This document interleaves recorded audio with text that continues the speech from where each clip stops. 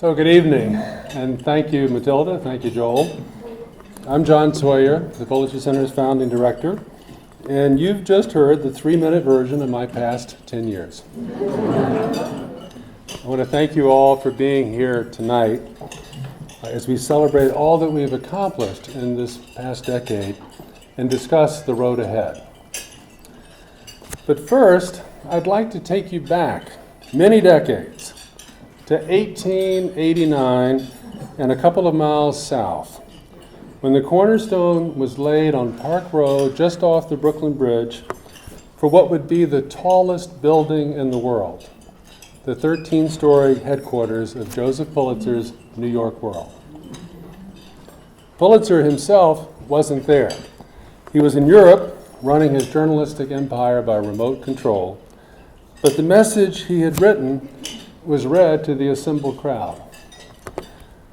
God grant that this structure be the enduring home of a newspaper forever unsatisfied with merely printing news, Pulitzer said.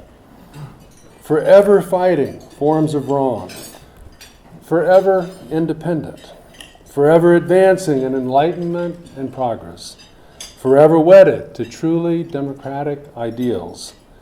Forever aspiring to be a moral force, forever rising to a higher plan of perfection as a public institution. The world headquarters is long since gone, and so is the world itself. Newspapers and the rest of the news media have been thoroughly disrupted. That same disruption is now coursing through our politics and across the globe, as we know too well.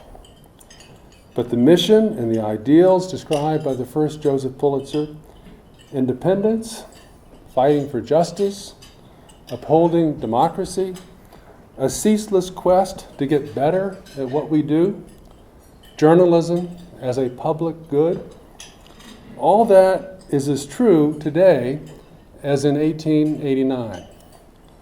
It is a good description of what we have tried to do these past 10 years with the Pulitzer Center.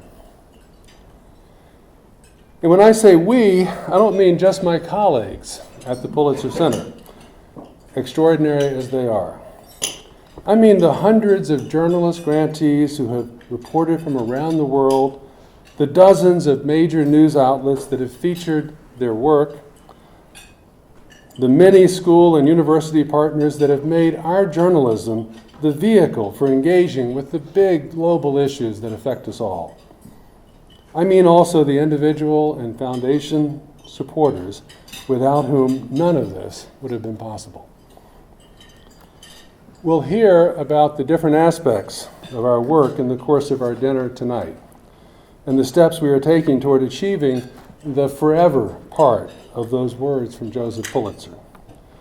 I hope you appreciate what a rare privilege it has been in this era of constrained media resources to collaborate so deeply with so many. Our speakers are proxies for all of you in this room and for many who are not here tonight, but who are very much part of our story. We're grateful to you all. So much more to come. We are determined to keep remarks short and to spread them out, to give you as much time as possible to enjoy the excellent company you were in. And I want to thank you again for being here tonight. Thank you.